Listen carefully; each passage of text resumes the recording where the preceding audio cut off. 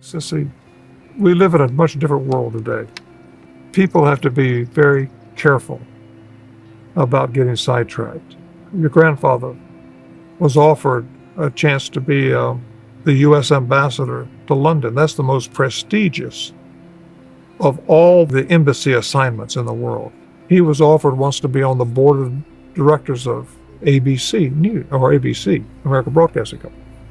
And Daddy thought about that. And oh, Billy, you could have a great influence, and Billy, you could, and if you were on the board, you could get free airtime and so forth.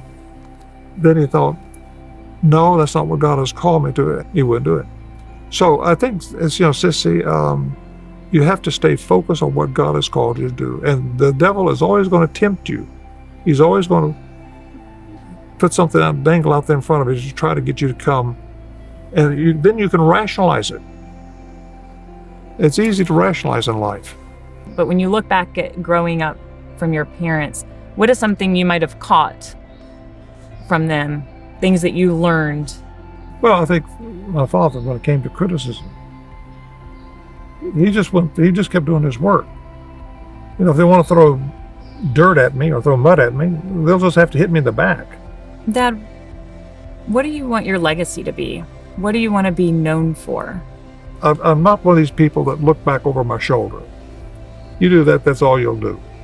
I'm one of these people that wants to look ahead to what God has for next, and try to make sure that I make the right decisions tomorrow, the next day, and the day after that. Daddy was like that.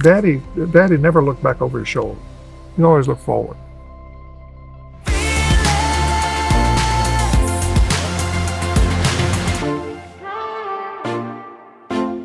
Today's episode of Fearless is special because I'm marking 5 years of Fearless, and I want to thank each and every one of you that have been along this journey from the beginning or maybe new to Fearless. It has been so much fun and sometimes even hard conversations we've had here. But as I've looked back of what I wanted to share with this episode, there was only one story I wanted to share and tell, and that's the story of my life and how God changed my dad's life 50 years ago when my dad gave his life to Christ and surrendered his life, and how that forever changed the trajectory of my family and what my life would be like. So we're at a special location up at my grandparents' house here in Montreat, North Carolina, and I'm here to ask my dad questions that I've never asked him before. Dad, in the last few years, I think I've just been so grateful looking at the legacy of our family. Maybe I took it for granted growing up, or I just didn't realize how special it was. But to have godly great-grandparents, godly grandparents, and godly parents. And I realize now I'm in the hot seat. That baton is being passed, and I have to raise my children in this world. And I know we're not a family that typically just sits down and has these like heart-to-hearts and tell all the stories. But I want this opportunity to be able to ask you things I've never asked you. Things about it was growing up in this house behind us, growing up as a Graham, but how God 50 years ago this summer changed your life. And that you've never looked back. And so I'm thankful to hear. And to start off, I had a few photos here, things I've looked at. This one I've always loved because you've been you since a young age. You have the gun, you have the cowboy boots. Where is this here on site? Yeah, that's just right down where all these trees are down. That used to be a field. We kept sheep. Daddy liked sheep, and we had some goats. The goats are terrible. They get on top of the car and all that kind of stuff. But one of the sheep down there, Daddy got inside the sheep pen, and he was going to show us something about the sheep. Well, it was a little runt ram, and it backed up, and it butted Daddy and broke his leg. Oh. And he went tumbling down the hill, and so... So were they out of here after that? It wasn't too long. Those sheep went on somewhere else. But and I don't know if that's the little ram or not that butted Daddy. Well, this one I like because I know what it's like growing up with you, that we always had to pose for pictures. But it looks like Teta might be pinching you or something, or whispering, trying to get you to behave. Yeah, let's take it down at the old house in Montreat. So was Teta always whispering in your ear to take a photo, or? No, No, because here she is again. You can tell she's holding your hand, Yeah, that was, and you decided maybe you didn't want to and cooperate for the photo. and that was taken right down below the house here. And German Shepherds, your parents always had German Shepherds, Yeah. right? What was that dog's name, remember? Peter, Peter. that was Ann's dog. And then this Jeep. Now, I know you just bought a Jeep. Would this been the Jeep? No, No, that's not it? no, this is a CJ7, but that's Mr. Rickman. And And he worked for... yeah, he was a caretaker here, John Rickman, and that's Ned. Yeah, I think that was a CJ6 Jeep. Yeah. And then, of course, today, as we're recording and filming, it would have been Tete's birthday This today. is her, she would June have been 10th. 104 today. 104. So, and we'll talk about her coming up. And when you come up this driveway and then winding up the mountain and you pull up to this house, what goes through your mind? Well, a lot of wonderful memories here, and the one thing you talk about a godly house and home, and so forth. My mother was very strong on scripture memory and wanting us children to memorize scripture. So on Sunday, before we could go out to play, we had to memorize a verse, and so she was constantly, instilling in us the Word of God. Because she was afraid at some point, the communists would take over or something and take all the Bibles, and she'd want the Word of God hidden in our heart. And so, and that day still may come where Bibles could be hard to come by. And you think of just the world in which we live, but this house was centered on the Word of God. Sundays, we always had Sunday lunch together. And either Mama would cook it, or sometimes we'd go down to my grandmother's house, Mrs. Bell, Virginia Bell, but usually lunch was here. And so before we go to church, she would put the chicken, she'd put it in the oven on broil for about 30 minutes before we left, or an hour before we left, and 30 minutes, and then she'd turn it off and just let it sit in the oven. But by the time we came back, the chicken was crispy on top, and it was excellent. And so it was done by the time we finished. She'd make rice and gravy and green beans and so forth. She did a wonderful job making Chinese food. Sometimes she'd do Chinese spare ribs. That was one of my favorites she would make. But then on Sunday after evening, lots of times, we would have a hymn sing. We would play what we called charades, where we would act out a Bible character. So you had a biblical charade. So yeah, biblical charades. So then we would do that, and so whether it was a hymn sing, whether it was charades, we could only watch one TV program a week, and that was always Disney on Sunday night. You could watch it. Came on at 7:30 or something like that. But we didn't have iPads and iPhones, and these things are huge distractions today. And I think it robs our time with God. It robs our time to study, to prepare. And I think that's probably one of the greatest dangers for children today, are the electronic devices. And I don't know how one would do that, but I would. It's definitely hard for parents to navigate. Have very strong restrictions on, and even an age limit to where a child gets an iPhone. But there's peer pressure because, kids come home and say, well, all of my friends have iPhones. How come I can't have one? That kind of thing. So I can remember in the early 90s being in New York City for Daddy Bill's crusade. And that was the first time I remember saying, I think there's something different about my granddad. Was there a time that you remember growing up that kind of pivoted for you, like, my dad's gone all the time. There's something different about my dad's life than the other dads around? No, I don't think so, because there's a lot of dads that were gone. Whether dad was a truck driver or salesperson or whatever they were, they were on the road, they were gone. So it wasn't that, but I remember one time Daddy came home and T.W. Wilson's brother flew helicopters for Duke Power. And what he did is he flew the transmission lines. just to inspect them. And so he had a job going all over western North Carolina, just flying the power lines. And I remember him landing right here in this yard and picked up Daddy, took Daddy somewhere. And I thought, not many kids' fathers have helicopters in their yard. So that was kind of fun. And there have been other people that landed helicopters. Bill Cristobal, who was my roommate in college, he flew up here one time to see Mom and Dad, and he landed right here in the yard with the, he flew helicopters for Wycliffe Bible Translator, so he flew one of their helicopters. Patricia Cornwell, who we call Patsy, but she's an author, a very well-known murder mystery writer. She has a helicopter, and she would land here in the yard, come see Mother. When Mother was getting older and couldn't get out, she just landed the helicopter in the yard, go inside, and then sometimes took Mama for a ride. That was a big deal. I think I remember one time for Christmas, I just answered the phone.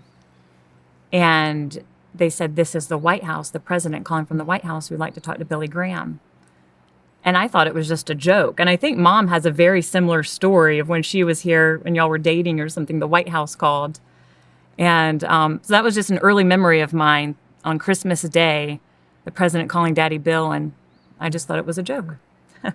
Take me back to the early years of growing up, when you started maybe kind of testing the waters a little bit, maybe decided I'm going to walk my own path, not the path my parents would choose. What age was that? What started happening in your I heart? don't think there was never a conscious decision, well, I'm going to do my own thing.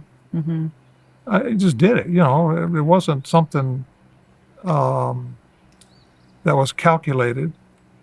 It was just one of those things. You're just growing up, and we lived here in the mountain. We had wild animals, which we still do. I was talking to David just a minute ago about the bear problem we have up here. Bears getting in the yard and coming in and tearing up stuff. But we had wild animals when I was growing up, and I lived in the woods. I just had a little .22 rifle, and I'd go in and I'd just shoot squirrels and chipmunks and anything else. And it just, so you lived. That was kind of growing up. That's what I did. And of course, when I got my driver's license, my parents wouldn't buy me a car. I used my mother's, but I had an old Jeep I paid for. And it was a 1946 Willis. And I drove that Jeep everywhere. And then later on, I had a little Triumph Spitfire that I had, but my parents didn't buy that for me. I worked to save my money. But I first started off with a mini bike.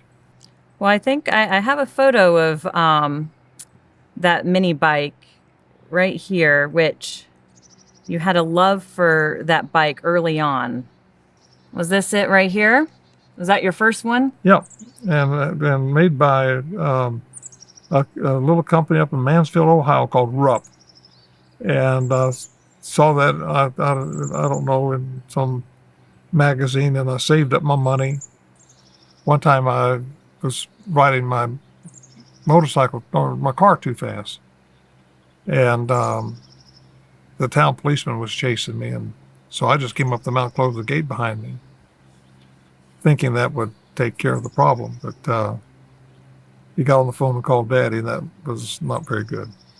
I've always been curious, what are those conversations? First, your parents, Teta and Daddy Bill, who I call them, they never seemed embarrassed by their children. They never seemed embarrassed by the decisions their grandchildren would make. They were very gracious. What are those conversations like? You just locked the police officer out of the gate. You ended up getting kicked out of school at one point. What were those conversations like with Teta and Daddy Bill? I mean, that's kind of a hard question to answer because I don't know. Because I don't have anything to compare it to. Okay. But were they ever angry with you? No, they never yelled but I mean, my father could be stern. Mm-hmm. Franklin, yes, sir. Come here. And we'd have a conversation. The police called. And I understand you locked the door. Well, I've opened the gate. He's coming up here. If he wants to arrest you, then I will support him. And it's interesting. His name was Pete Post. And he later came to Boone. He was a police chief in Boone for a short time. Oh, I didn't know. So. And school was never your thing. Never really enjoyed it. You did end up getting kicked out of school. Where did you get kicked out of? Well, Stony Brook was getting ready to get kicked out. So Well, you were shipped up. You went to Stony Brook and then I in went eighth grade. yeah, and so in the 11th grade, I came home my junior year, and I just said, Dad, I just need to stay home. And it was a good thing I did, because I wouldn't have, they would have kicked me out. But I went to one high school and finished my junior year, but got into fights. So they kicked me out for a couple of weeks, or suspended me, whatever. And then they just realized I wasn't going to make my senior year there very well. So he only had one credit that I was missing to get out of high school. It was an English credit. So he made friends he knew R.G. Letourneau, and R.G. Letourneau had a school down in Texas, and they had an aviation program, and it's engineering, and you could get a degree in welding and things like that. So he called R.G. Letourneau and asked him if there was, R.G. was dead at that time, but his son was running the school. And as I said, my son is having problems in high school, and you think you all could let him in and we work out something, which they did. So I never graduated from high school. But I went down and I got the English credit, and but I learned how to fly, and that's something I still use today. Now let's talk about your mom for a little bit, who I call Tete. When you look at this house, even though it's empty now and all the furniture's gone, you can still feel her presence. This was her home. She built it. She designed it. She is in every detail of this house. Yep. And you two had a special relationship. You adored your mom. Absolutely. And she was a strong woman. And a lot of people didn't get to know her, but people that knew her loved her. And why is that? What was about her charm and her wit, her love, her genuine love for people? Well, she grew up in China, and they grew up very poor. They lived in China in the 20s, and she was born in 20. Then she stayed there till she went off to high school, North Korea, and that was in the mid or to late 30s. And she had a deep relationship with God. She was a woman of prayer, and she was concerned about people. She loved people, and the people in the community. She was a friend to everybody. And when Daddy was gone, she invited people up. We had all kinds of people come up and have lunch or dinner, or just come have tea. Then when Daddy came home, she stopped that. She wanted this to be a haven for Daddy. She wanted this to be a place where he could rest and want to come home. So when we had friends want to come, can I have so-and-so come home spend? No, Daddy, your father's home now. So that was one of the things that she did. She protected him. But when he was gone, I mean, this house was open to all kinds of people that came up and that were her friends. She was always playing a practical joke on somebody, always was humorous, was quick-witted, but that even spilled over into her maybe discipline with you sometimes. Tell us a few times maybe her creative ways of disciplining. Tell us a few stories that she would have done that maybe caught you or you got in trouble and she had a different approach. Well, I smoked, but I wouldn't smoke. At what age did you start smoking? I think the first cigarette I smoked, I was probably about 7 or 8. Where did you get the first cigarette? I picked up a cigarette butt from one of the workers, and when they were lit it and smoked, had that much tobacco in it, took a couple of puffs. So my mother was afraid that I was going to get addicted, or not get addicted, but start smoking. So she wanted me to get the taste out of my mouth. So she got one of the workmen to get a whole pack of cigarettes, and so she made me sit in front of the fireplace, and I'd have smoke and blow the smoke up the chimney. And I would smoke 2 cigarettes, and I'd go throw up. I'd come back and have another cigarette, and then another one. I smoked that whole pack in a couple of hours. And so Mother thought that had cured me. And it didn't. No. So, but I smoked till I was in my 20s, 22. Now, but there's another story too, because your bedroom was up over here. And my bedroom was the last dormer And right couldn't there. she smell the smoke or something? She had climbed up. No, she wanted me to get up and go to school, and I was running late. So she'd come in my room, and she would throw some water or something like that on my bed and get me up. So one day she came in, and I had this cup that had cigarette butts and ashes in it. She got that and just dumped it on my head. Get up, time to go to school. Well, I locked the door. So the next morning, I could hear her coming up the stairs. So I jumped out and locked the door. So then she went to this window, which was my brother's room, opened up the window, and I could hear her coming across the roof. And she had in her mouth a cup of water. And so and the roof's got an angle there. And she's a tiny little thing. Yeah, so she's crawling across the roof kind of like this with this cup in her teeth. And she was going to come to my window and just sling the water through the window. I heard her coming. So I got up, stuck my head out, looked at her, smiled, and I slammed the window, locked it. And then, of course, she had to back up and get back to the window. But she was just fun. I mean, she just, instead of, And that didn't make her angry? No, I mean, she I'm laughed. thinking if my son did that right now, how angry I'd be. No, she laughed. I Or think, she knew I got the best of her. let's go back to the summer of 1974, Uh-huh. 50 years ago. 50 years. It was a day in Switzerland, and it was your birthday, July 14th. Yep. And Daddy Bill takes you out to lunch and has a pretty direct conversation with you. Tell us Well, about that day. We went out to lunch. It wasn't at lunch, but he was staying at a hotel in Lausanne. We were there working. And actually, I think I have a couple photos. That was at the Congress on World Evangelism. And this is Walter Smith and my father. And so I worked at like the hospitality desk. So if somebody didn't have a good hotel room or complained, we'd try to get them into the hotel.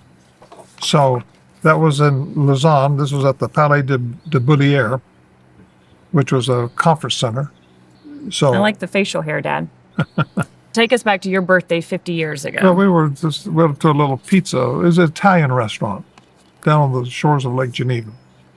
Not a fancy place, just kind of where you sit outside, cafe kind of thing. And so, because my father said, "Where do you want to go for your birthday? We want to go take you to lunch." I said, "Well, here's an Italian place." Okay, so we met there at 12 o'clock. Afterwards, there's a big wide, along the shore there of Lake Geneva, there in Lausanne, kind of a wide boulevard with trees and right next to the lake, and people will stroll and walk, and then there's a road next to it. But Daddy said, "Let's just go for a walk." Okay. So we walked, I don't know, 100 yards or so, and he said, "Frank, I want you to know your mother and I, we love you, and we're proud of you." Well, thank you. And we walked over, and I want you to know, Frank, that no matter what you do in life, you're always welcome home. Well, I never doubted that, but all right. Thank you. Then we walked a little farther, then he stopped and he looked at me and he said, "Franklin, I feel that there is a battle for the soul of your life.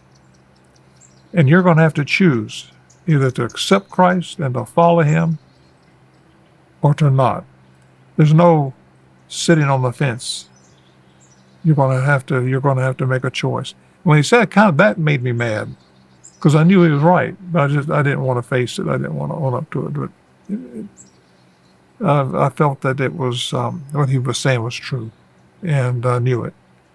And it was about 2 weeks later, a week so, whatever. I was in Israel with Roy Gustafson on a tour, and that's where I got on my knees one night and just said, "God, I've sinned. I'm sorry. Forgive me. I believe Jesus is your son, and I want to trust him as my Savior. And you can just take the pieces of my life, you can have it. I'll just give it to you."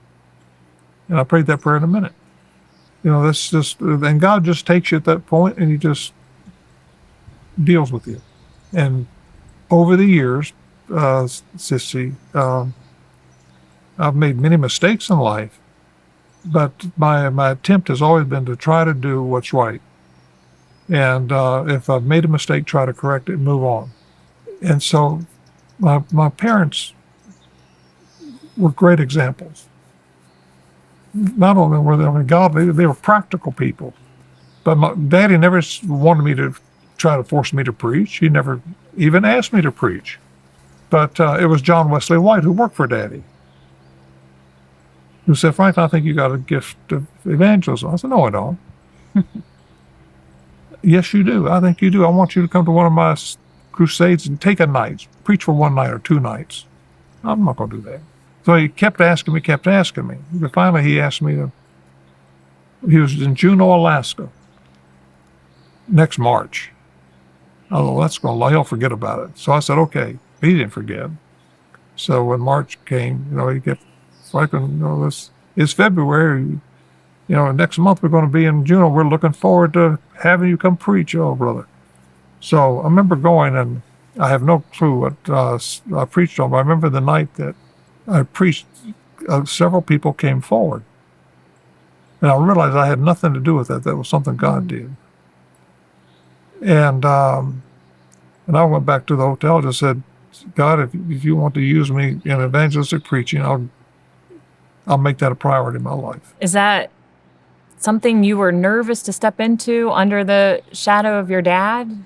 I think people expected that of me, so it wasn't something I was nervous. I just say, I just did never believe that's what God would call me to do.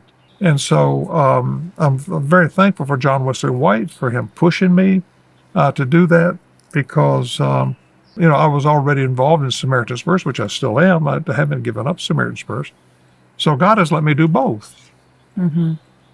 I want to back up a little bit, because in the summer of 1974, I love that Daddy Bill went for that direct conversation. Mm-hmm. I think it's hard to evangelize to strangers. It's hard to evangelize to family members. I think people can be scared of that. But what I've loved, and even you've always gone direct to somebody's heart. And I'm thankful for that, because not too many parents go to that direct question, that direct statement of saying, "We're worried for your soul." You came home, you were in Israel when you gave your life to Christ. Mm-hmm. The next morning you went and bought a ring. I actually am wearing that ring. And you called Mom from Jerusalem that you were going to come home, and y'all got married just a couple weeks later, right here, with family and friends. Robert Jones and Preston Parrish and Jane's family and our family and a few friends. And that was a big year for you guys. Tete had led her to the Lord. And that's what I love. When I look at Tete, they didn't have this idea of like who they thought their son should bring home. Mom wasn't a Christian. Tete loved her with open arms, led her to the Lord. And both of those women, they're strong women. You got strong women in your life. And they had to be. You were gone a lot. And you once told me, I remember riding in the car, how thankful you were for Mom, that she kind of, my brothers and I, she raised us. She kind of kept the home in line. Yeah. But growing up, I never read articles. And to this day, I still don't read a lot of articles about our family. But a couple years ago, Mom had this old article in a pack or in a stack of papers at the house. And it was about lessons you had learned from your father. And you talked about you wanted to raise us in the mountains of North Carolina like you were raised, where we could go out and the boys could hunt and ride motorcycles and stuff. But you were talking about Mom because you were praising her. But it says, it takes a certain kind of person to live in the mountains, but Jane has tackled the challenge. And you talk about a story one time, the neighbor boy came in and was complaining about a snake down in the creek, and she came and grabbed your pistol. And I laughed so hard that in the magazine they said, the neighbor boy ran up into the house and said Jane had done blown its head off. Well, yeah, it was the Critchers. Yeah, it was Trevor. So it was like a water snake down in the creek, and that's where the kids played. We didn't have a swimming pool. We had the pond in the creek. So everybody was playing in the creek, and so the snake chased everybody out. So I had a little short barrel 357 Magnum, and Mama got it, and she aimed and shot that snake. And one of the boys said, "Shoot it again, Miss Jane." And the other voice said, she's done blowed its head off. And but I think we raised you all in the country, and of course our neighbors, the Critchers, were wonderful. He was a cabbage farmer, and just good people. And I'm glad we didn't live in some gated neighborhood or something. This where you all could just enjoy not only the country but the country people. Well, and I look at Teta and I look at Mom, two strong women who, Teta, of course, as I said, led Mom to Christ, and they had a strong relationship. Mom will say Teta was her best friend. But I look at how God called you and Daddy Bill to ministry, but he didn't just call you, he called the women too. Yeah. And he called Mom to serve in different capacities, to take care of the house while you were gone, and to give you that ability. I can never remember Mom one time complaining about ministry, complaining about you gone all the time. She was strong. She knew that God had called you to that. Yeah. And she supported and that's my mother never complained. My father. My mother always encouraged Daddy. And Daddy didn't like just picking up and leaving, but that was something God had called him to do. And so for Jane, your mama, for when I traveled, she never once complained. Now I made sure that I wasn't gone for months at a time. Like my daddy, he went to Australia one time for 6 months. And when he came home, we didn't recognize him. So he was hurt, well, don't stay home. Don't stay away from home so long. So I just decided if I'm going to make a trip, I think the longest I was ever gone was like 3 weeks. Usually it's a 2-week trip. You can go anywhere in the world in 2 weeks and be back. Mm-hmm. And I do remember you took us, maybe because I was so much younger and I got to go, you made sure you always took us with you a lot to see the ministry. And for me, I've shared that on the podcast before, growing up, you were gone a lot and just the typical teenage daughter, father things, but God changed my life and my relationship with you. 18 years old or 19, I believe, you took me on a around the world trip to see Billy Graham Evangelistic Association. I think you had a crusade, and to see different Samaritan's Purse projects. And I can remember where we were. We were in Kenya, in the middle of the desert, under one tiny tree, and we were with the Rendeli tribe. That tribe looked like they were straight out of National Geographic. And I can remember, it was just a split second, and I just remember looking across the tribe, looking at you, and saying, that's why he's been gone all this time. He was obedient to what God had called him to do. And God healed my heart of any resentment of being a Graham or a dad who was gone. I was thankful that I had a dad that was obedient to God's calling. And I tell people that all the time when I look at, women that might be complaining, if their husband's traveling, it can be difficult. But if God's called your husband, God's called you to serve in different capacities. And I'm thankful for Tete and Mom who have set that example. But after the summer of 1974, you went to Bible school for a little bit. You and Mom started a family. You did end up going back to finish college at Appalachian State, right, which I don't know if they would claim you anymore as one of the graduates. But let's talk about Samaritan's Purse. People look at it now and how big it is, but you really started off with one box of names. But what was that first conversation with Bob Pierce like? I've never heard that story of what that first conversation, why he chose you. Bob, I had gone to Bob and asked Bob for money to help Mount Rock Hospital. And so he went up there to the Mount Rock, saw the hospital, and he had asked me to travel with him. In 75, we went around the world together and just helped him. My brother-in-law, Ted Dynett, went with me, and we helped. Bob was sick. He had leukemia at the time. So he was sick, and the next year he wanted me. I've traveled to New Guinea with Dick Furman, and with Bob took my spring break and went to New Guinea. And so Bob wanted me to take over Samaritan's Purse. But Samaritan's Purse was just Bob Pierce and a couple of secretaries, and that was very small. So he had talked to Daddy about it. And Daddy said, well, and I didn't know he had talked to Daddy. I found out later. But Daddy said, well, you just have to talk to Franklin if that's God's will. So Bob Pierce asked if I would take it over. I said, okay. I was kind of excited about the challenge. Then Bob died, but he didn't tell his board that he wanted me to take over. So we go to the funeral. He had put me on the board, but he hadn't said anything. So we go to board meeting, and they had no intention of putting me as the head of the organization. They let his secretary kind of run things. But it's about so I was disappointed. And I thought, well, then God must have something else planned. So they weren't going to put you the head of Samaritan's Purse, and Roy came to you. He said, because he was trying to encourage me, and it's better to be worthy and not have it than to have it not be worthy.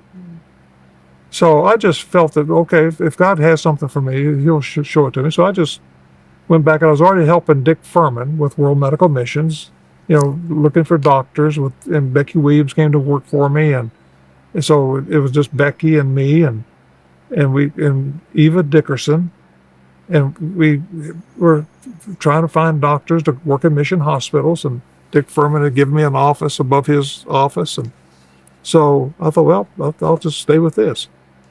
So later that year, about a year later, we had another board meeting, and a man by the name of Robert Thompson, who was on the board, and Guy Davidson, they just said, listen, it's not going to work with the secretaries running this thing. We need somebody who can fundraise, write letters, and we think that's Franklin, and we need to go ahead and put Franklin in charge of it. So they did that.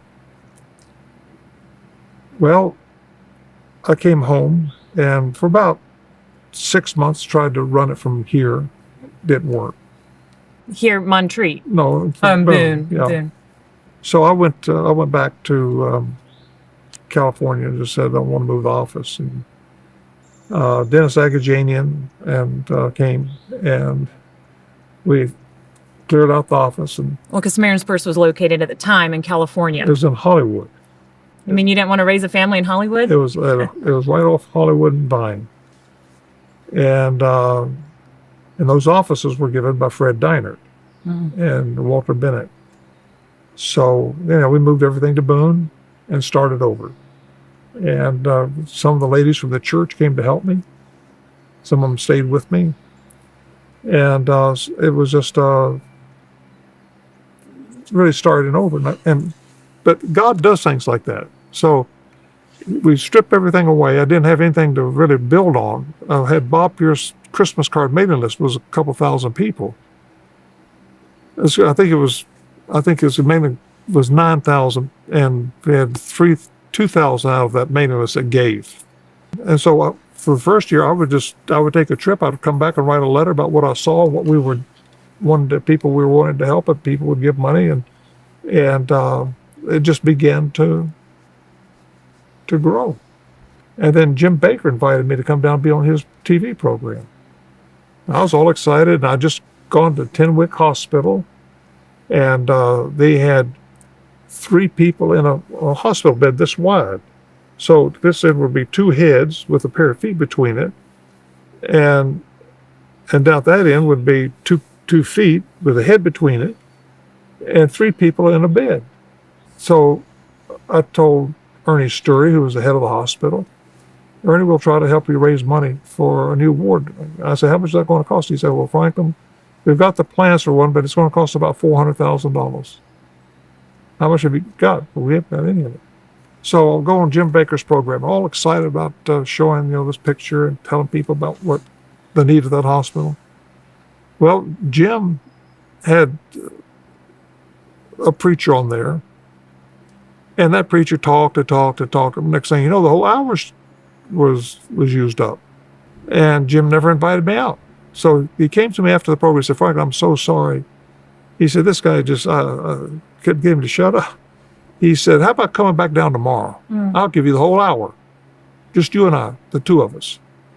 And so when I did that, we were talking about, Franklin, where have you been? What are you doing? And so I showed this picture.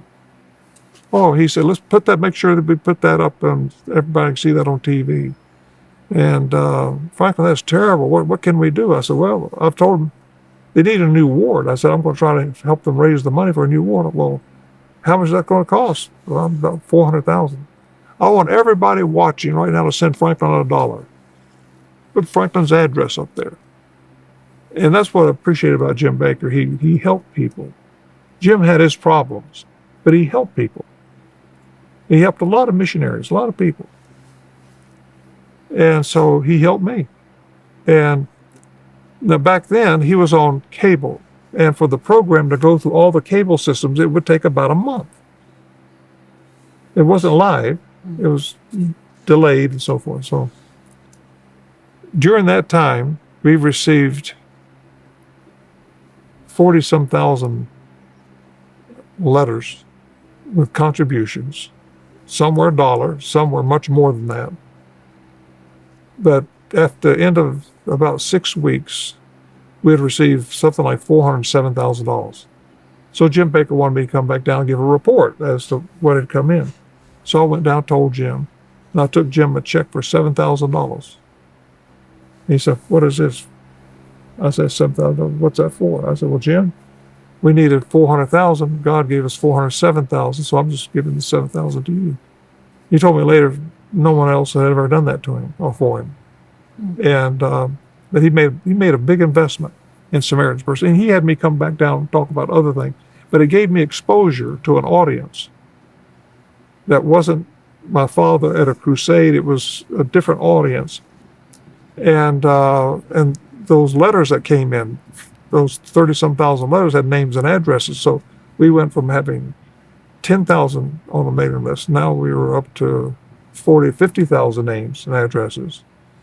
And back then we put everything on cards. We had the name and address, and realized, okay, we need a computer or something to help us manage these. So we had a growth problem. And every year God has blessed Samaritan's Purse. It has grown. And every year it's just something God has done. And God has brought different people into my life. And people that I didn't know, but He's brought them into my life that have invested in me. And we have, amazing donors and volunteers and people that work at Samaritan's Purse. We couldn't do anything if it wasn't for God. It was all God. I've always said there's nobody I would want more in a crisis than my dad. You love to help people. When there's a crisis, you run to it. That's what you've taught us as kids. That's what you teach at the ministry at Samaritan's Purse. But what's been your favorite aspect of ministry over the years?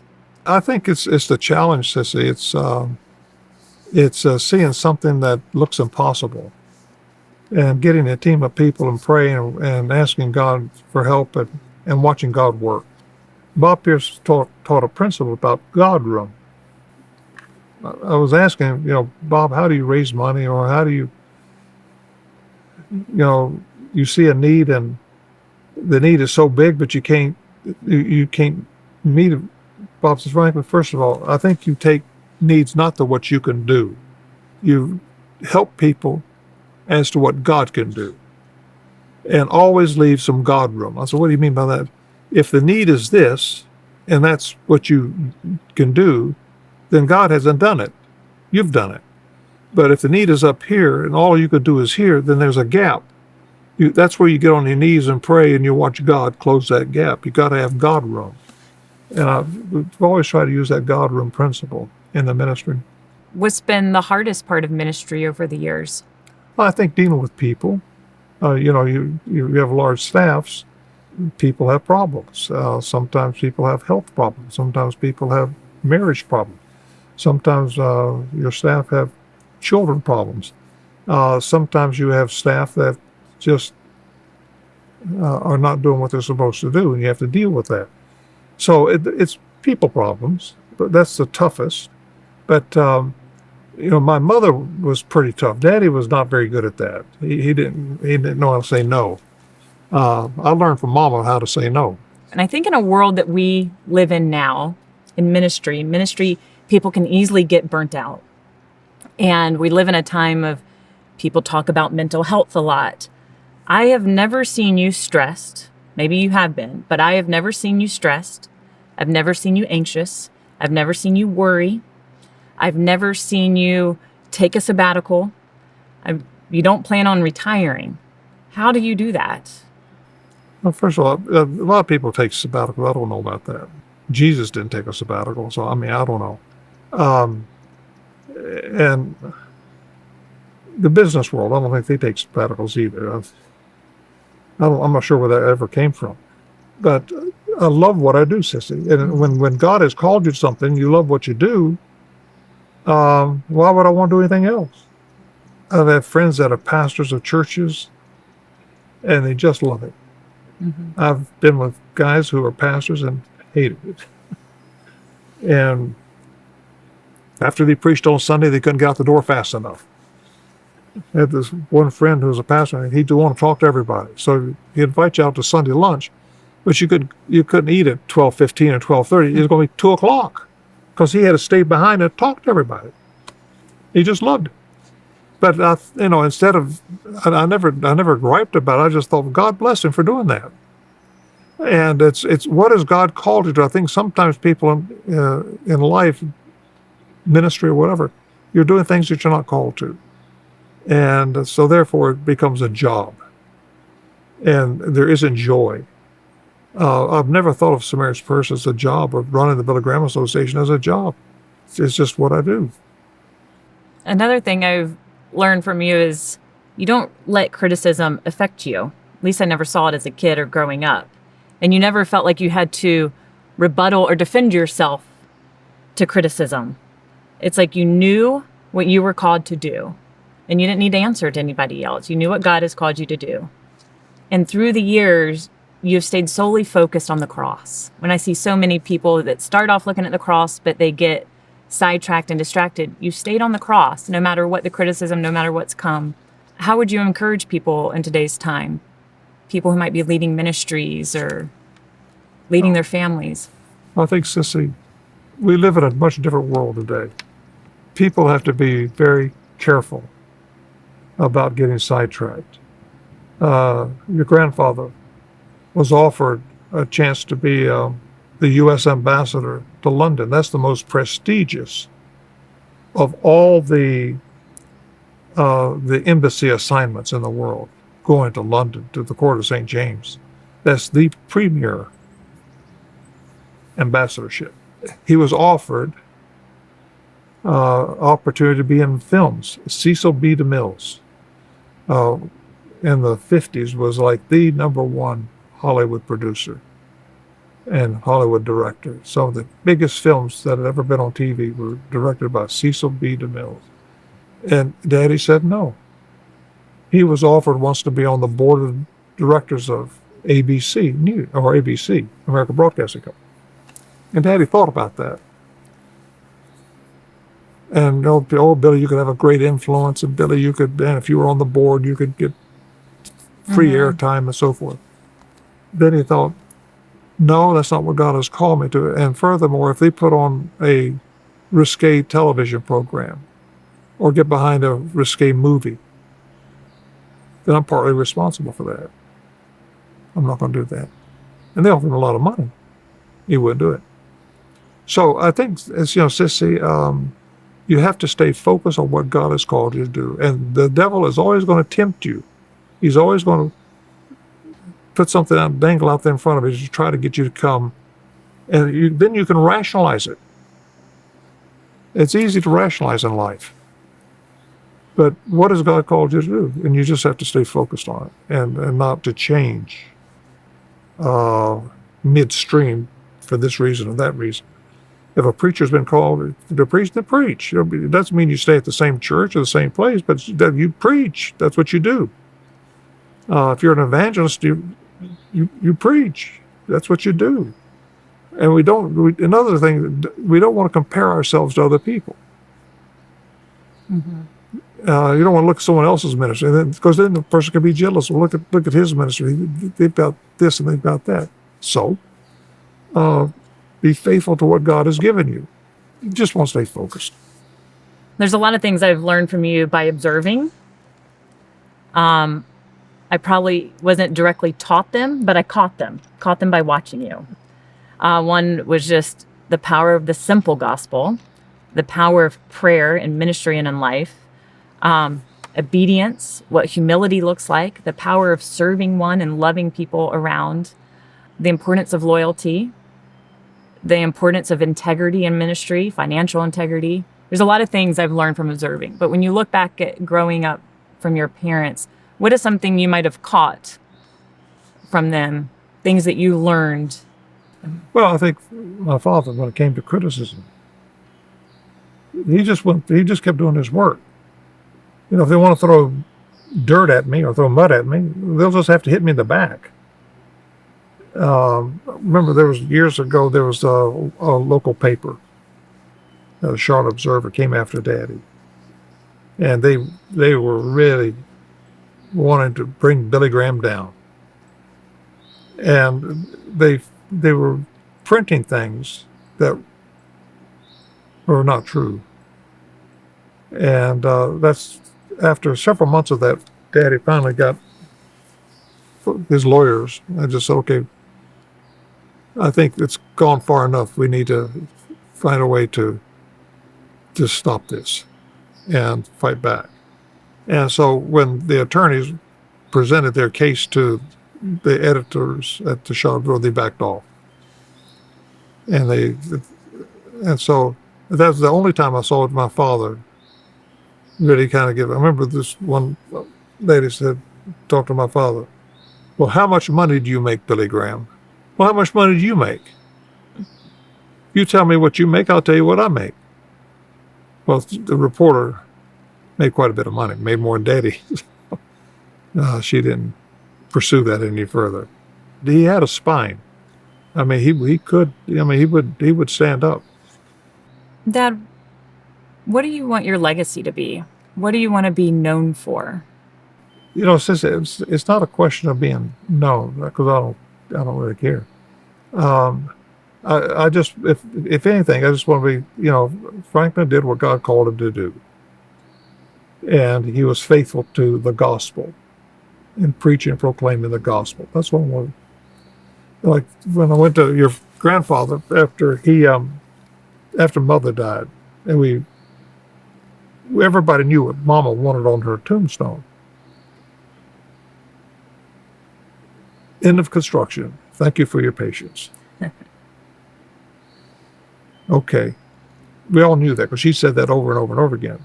But Daddy had never had, so I didn't want there to be a fight in the family or an argument when I got ready to put his tombstone. So I thought, Daddy, what do you want on your tombstone? I'll get back to you on that. So about a week later, preacher of the gospel. So we put that in writing, had Daddy sign it, okay? Put that in the file in case there was an argument. We could go to the file, pull this out, show it to all the kids, okay? It's got a signature on it. But there was no problem. And Daddy didn't want, if you go to his grave, it's just field stone. That's not some polished granite, it's just a field stone. And Mother's is just a field stone. And the reason we got field stone, because Daddy as a boy, going out into the fields as a farm boy, milking cows, that was what he came from. So we have this field stone. Well, you think about it and you put it in writing. I got Will here. What you want one day, not anytime soon. I don't care. This is a couple more questions. As you reflect back on life, are there any regrets? Maybe not regrets. I know that's not what we really believe as a family, but maybe things you would have done differently now that you look back, or you would have spent more time doing? Oh, I think no question, sister. There's a lot of things you probably I wouldn't have a different ministry, but you would have made decisions better. You would have used time better. But if you, I'm not one of these people that look back over my shoulder. You do that, that's all you'll do. I'm one of these people that wants to look ahead to what God has for next, and try to make sure that I make the right decisions tomorrow, the next day, and the day after that. Daddy was like that. Daddy never looked back over his shoulder. He always looked forward. We're only on this earth for a short time. I mean, you're young, you think life will go on and on and on. It doesn't. Um, you know, 72 this year, and God only promises 70. I'm 2 years past the time limit. Now, Mama lived to be 86, Daddy lived to be 99. I don't know, Cissie. If God gives me a few more years, a few more days, a few more months, I still going to look to what the next thing. I'm going to to Birmingham, England this week, and then I'll be going to Amman, Jordan, and then I'm going back to Glasgow. That's what I'm focused on. Then I got to go to Montana and preach. I'm focusing on that. Then to Alaska for the rest of the summer, and focusing on those things. Those are what happened last week. I can't do anything about it. In ministry, one thing I'm curious about and meant to ask you a little bit earlier, when you look back over the years at Samaritan's Purse or at the Billy Graham Evangelistic Association, once Daddy Bill asked you to take it over and lead it, what has been your biggest trial in ministry that you learned from that others in ministry could learn from, or a difficult chapter in ministry? Oh, sister, there's a lot of things. My goodness. Oh, making sure you let God lead you and not let your own pride or flesh lead you. And I think that's where a lot of guys get into trouble, is just their pride. And, they look at Billy Graham. Oh, I want to be like Billy Graham. I want to preach like him, look like him. Oh, I wish I had a big organization like Billy Graham. And usually the guys that want that, God doesn't give it to us. And Daddy never wanted a big organization. He never even thought about that. But Billy Graham Association came out. He was pastoring a church outside of Wheaton. Then they asked him to take over a little school up in Minneapolis or St. Paul. And so Daddy goes up there, and he's in his 20s, and he's the president of a university or a small college. And he started preaching with Youth for Christ. And then my father's meetings got so big, people were writing letters, getting saved, asking questions. He told George Wilson, he said, we need a little office up here to handle this mail. We need somebody to help answer the mail, but we don't want to do it at the college to get it commingled with the colleges, because that's not fair to the school. We need to put it over here out of the way and handle it. Well, that lasted for a couple of months, and then he realized he just needed to do that full time, and left the school. And before he left, he gave doctorate degrees, I think, to all of his friends. That was kind of fun back then. And then the Billy Graham Association, that's how it ended up in Minneapolis. And my father's told me right here, this house, he said, Franklin, he said, that was a blessing, because being a Southern preacher, going through the 60s, through the racial tensions we had in this country, and me being a Southern preacher, the fact that my office was in Minneapolis, Minnesota, gave, I think, credibility to the message. That if I had been Billy Graham from Charlotte, North Carolina, being associated with the South would have kind of tainted me a little bit, but it didn't. I was kind of like on neutral territory being from Minneapolis. So, and I got to that conversation because I wanted to move the office from Minneapolis to Charlotte, and I had this conversation right here. And he was at first not happy about that conversation. And then he said, Franklin, this is why I stayed in Minneapolis. But he said, those reasons don't exist anymore. He said, I think it's a good thing to move it to Charlotte. You've spent your entire life preaching the gospel, serving people in the name of Jesus, Samaritan's Purse and the Billy Graham Evangelistic Association.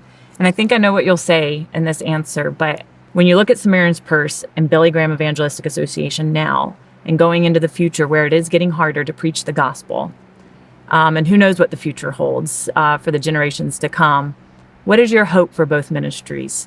Well, my hope is that the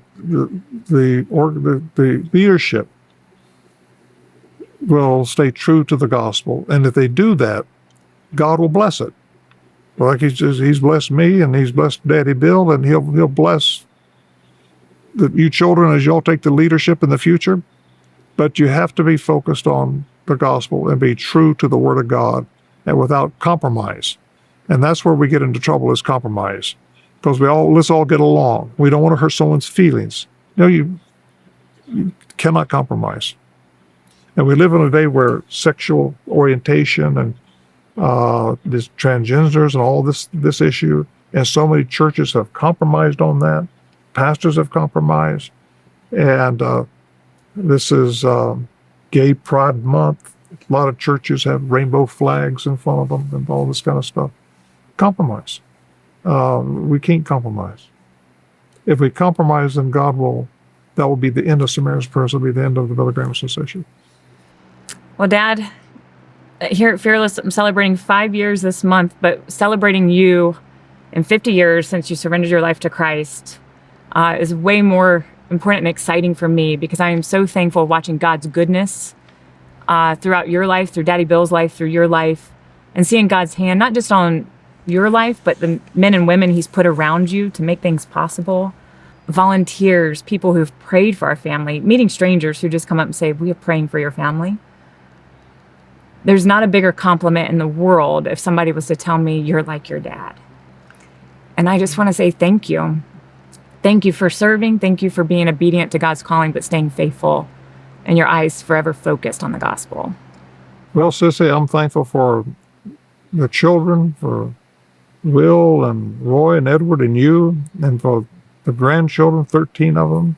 And you've got 3 wonderful kids. And, I shudder to think what the future holds for your children and the world that they'll have to live in, and the difficulties that they're going to face to be true to the gospel.